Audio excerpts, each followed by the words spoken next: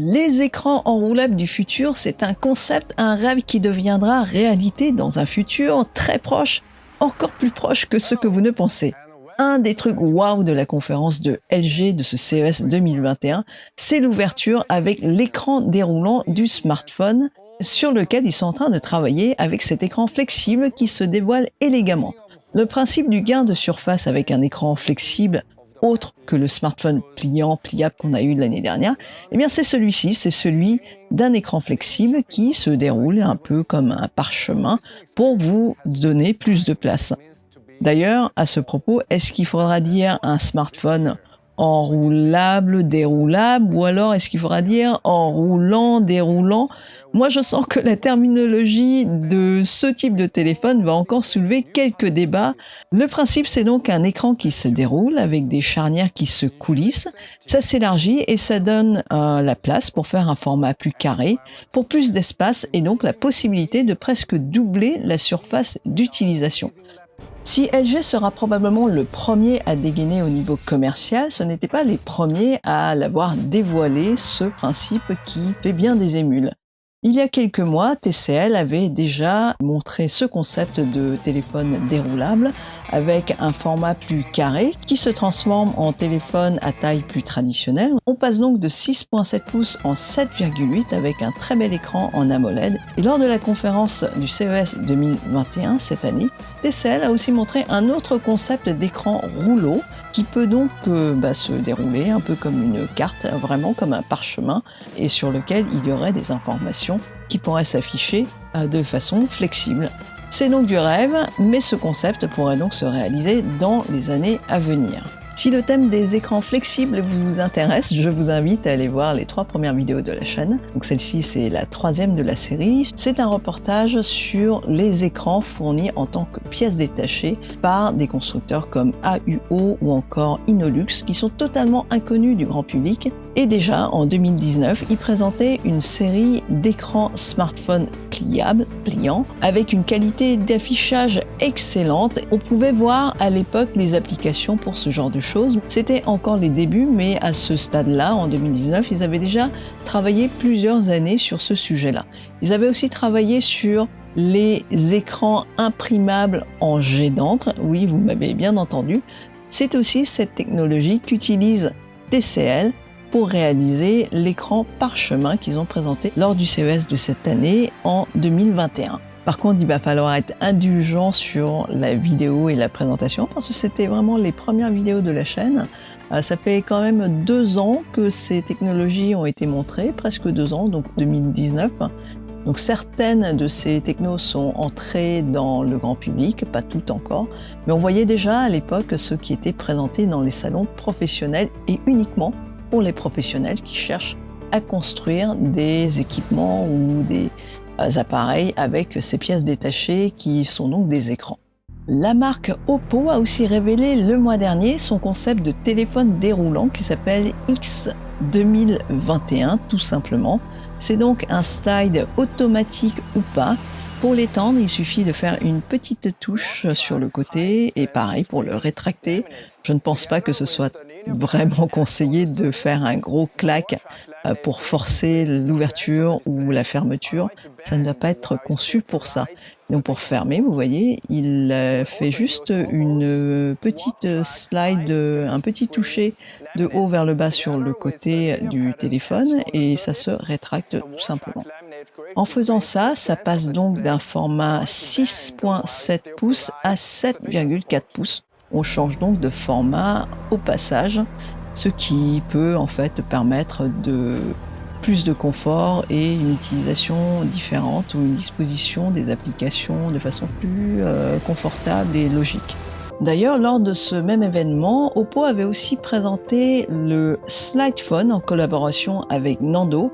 Si vous ne connaissez pas Nando, c'est en fait un designer, une agence de design japonaise que j'adore. Ils font des objets avec beaucoup de goût, avec du minimalisme pur et des courbes, avec des effets d'optique assez intéressants et aussi bien souvent des aspects pratiques bien pensés. Et là, avec ce smartphone qui dispose de 3 charnières, vous pouvez faire un tas de choses différentes. Avec ces différentes charnières, ce téléphone qui peut prendre la taille d'une carte de crédit peut aussi se déplier et vous pouvez montrer ce que vous voulez de l'écran. Les capteurs photos sont sur une des faces et en le pliant d'une certaine façon, vous pouvez faire un selfie ou alors le tourner de l'autre façon pour pouvoir prendre des photos de façon plus traditionnelle. En le dépliant complètement, vous avez la place pour pouvoir faire un écran de jeu vidéo ou alors un écran de cinéma ou gérer plusieurs plannings ensemble. Avec le stylet qui est intégré, vous pouvez aussi vous en servir comme d'un calepin, d'un pad mémo et à chaque fois, à chaque fonction, les touches de raccourci que vous avez sur les tranches changent de fonctionnalité selon ce que vous êtes en train de faire, selon l'utilisation que vous en faites. En le plaçant sur son socle de rechargement, il se transforme en réveil et bien sûr vous pouvez customiser avec des couleurs personnalisées, avec des couleurs aussi assez particulières qu'on voit peu dans le monde des smartphones. Le style est juste magnifique, simple, mais en même temps, il y a tellement de fonctionnalités qui ont été pensées d'une autre façon. Et c'est pour ça que c'est intéressant de travailler avec des designers qui ont ce type de vision. Et Nando a déjà travaillé sur des choses comme des sièges. D'ailleurs, il y a un petit modèle là, au fond, sur un des sièges les plus connus de Nando. Et ils ont aussi travaillé sur des écouteurs, des AirBuds qui vont avec ce smartphone et avec une smartwatch et des enceintes ainsi qu'un socle pour la recharge. Et comme vous pouvez le voir, c'est assez sobre, c'est très très blanc dans les concepts. Il y a aussi beaucoup de fonctionnalités qui sont plus ou moins à découvrir, un peu cachées. Les oreillettes peuvent en fait se former et faire un espèce de donut et vous pouvez les transporter comme ça. Elles sont protégées. Vous pouvez aussi les enlever et les remettre dans une autre petite boîte pour pouvoir les protéger. Comme vous le voyez, les imbrications sont assez ingénieuses dans l'ensemble. Ça permet de charger vos accessoires, vos équipements de diverses façons, avec toujours un élément design vraiment épuré et zen. C'est très très fidèle au style Nando, donc si vous aimez ce style, moi je vous conseille vraiment d'aller voir les œuvres de ce designer, vraiment très particulier dans le monde du design. Comme LG est le roi de l'OLED, eh bien ils peuvent se permettre tout un tas de fantaisie autour de l'écran OLED. Comme ce type d'écran n'a pas besoin d'être rétroéclairé, il s'éclaire tout seul et l'écran est très très fin. Ça permet donc des applications comme la pliure, la roulure, le déroulement, on va dire. Cet écran OLED signature, OLED Air signature de LG, eh bien, il a fait des émules depuis des années et on peut dire que la version 2021 est encore plus perfectionnée, encore plus élégante dans sa présentation. On est toujours aussi subjugué par la qualité et ce que propose cet écran qui peut donc complètement se cacher dans son socle à la base si on n'a pas envie d'avoir un écran qui envahisse notre espace. Est-ce qu'un jour on pourra se permettre d'avoir ce genre d'écran chez nous? Eh bien, c'est la grande question parce que ça revient quand même assez cher, ce genre de choses. Montré pour la première fois en 2019, ce modèle OLED Air n'a fait que s'améliorer et crée toujours autant l'envie, même 2 ans après. Dans les concepts avec un écran flexible, il faut aussi parler du projet Brooklyn de Razer qui propose donc un siège gaming couplé avec un écran flexible qui se déplie de façon tout à fait élégante, un peu genre film futuriste. Et cet écran est vraiment incurvé, mais comme on n'a jamais vu. L'écran est forcément en OLED, vu qu'il est flexible, on ne peut pas faire autrement pour l'instant, parce que les autres technologies nécessitent d'avoir un panneau en dur derrière pour pouvoir rétroéclairer. Il y aura du son en full surround qui sera dans ce projet-là. On ne sait pas encore vraiment comment ils vont implémenter ça, mais en tout cas, c'est prévu. Et forcément, comme c'est un siège Razer, il y aura des Razer Chroma RGB, c'est-à-dire les systèmes de lampes, systèmes d'éclairage qu'on pourra régler avec son smartphone ou son ordinateur. C'est donc un concept pour l'instant, on n'a pas encore de prototype. Ce que vous voyez là, ce sont des images de synthèse. Peut-être que ça arrivera un jour, peut-être que ce sera créé un jour. On n'en sait rien pour l'instant. On sait que les constructeurs travaillent sur ces écrans flexibles et ils ont beaucoup d'imagination. Ce qu'on peut retenir de l'avènement de ces nouveaux types d'écrans, c'est qu'on est en train d'assister à un changement des mœurs. Le futur nous permettra donc d'utiliser plusieurs écrans en simultané. Et donc ces écrans qui sont soit ultra larges, soit super carrés, permettra d'avoir plusieurs écrans sur le même écran, le même affichage. La base restera toujours le 16/9, mais au lieu d'avoir un seul et même affichage en plein écran, on aura l'alternative d'afficher plusieurs sources à côté ou en dessous, et donc c'est pour ça qu'on assiste à ce type de changement dans les formats. Les écrans pliants, déroulants, ajustables, ça nous permettra donc d'afficher plusieurs applis et sources en même temps pour pouvoir interagir en même temps. Et ça s'approche finalement de notre bon vieux format 4/3, de standard d'avant, et donc dans des applications comme ça, la raison d'acheter un écran géant pour pouvoir suivre plusieurs choses en même temps fait tout son sens.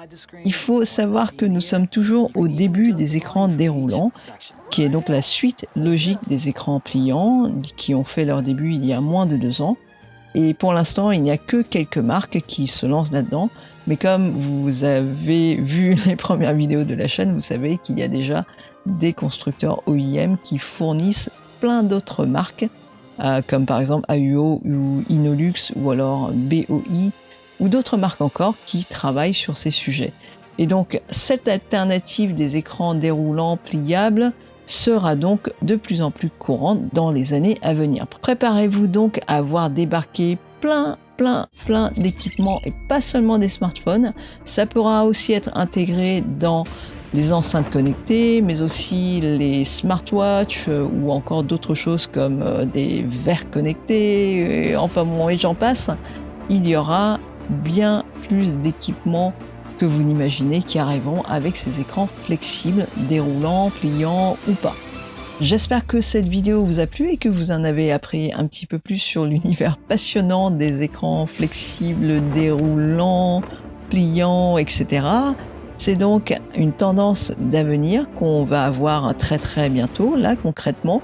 Si les premiers smartphones arrivent en 2021, deuxième moitié de 2021, ce sera juste dans quelques mois, vous pourrez voir les premiers smartphones à écran déroulant qui vont débarquer dans nos magasins et ça va nous faire bizarre la première fois qu'on en aura un entre les mains, ça j'en suis à peu près sûre, en tout cas pour moi, dans mon cas. Si vous avez envie de vous abonner à la chaîne, n'oubliez pas d'activer la cloche pour les notifications. Alors il paraît que c'est mieux pour le référencement de la chaîne, c'est pour ça que je me permets de vous le demander comme ça en fin de vidéo. Enfin vous le faites que si vous en avez envie, si vous avez envie de soutenir la chaîne. Pour me suivre autre part que sur YouTube, vous pouvez aller sur ma chaîne Twitch où je fais des lives sauvages de temps en temps sans trop prévenir. Je teste des petits jeux ou je fais quelques lives pour parler de sujets, on va dire, du moment. Voilà, donc pour l'instant, j'ai pas d'agenda très précis sur les diffusions, c'est quand j'en ai envie. Sinon, à part ça, il y a Instagram que vous pouvez regarder. Là-dessus, je poste pas mal de choses, en fait, des choses plus créatives. Et enfin, Twitter pour des délires ou des discussions autour de sujets tech et jeux vidéo. Je m'appelle Géa, ici on parle de photos, on parle de tech, on parle de jeux vidéo, beaucoup du CES en ce moment. Je vous souhaite une très bonne journée et sur ce, je vous dis à très bientôt.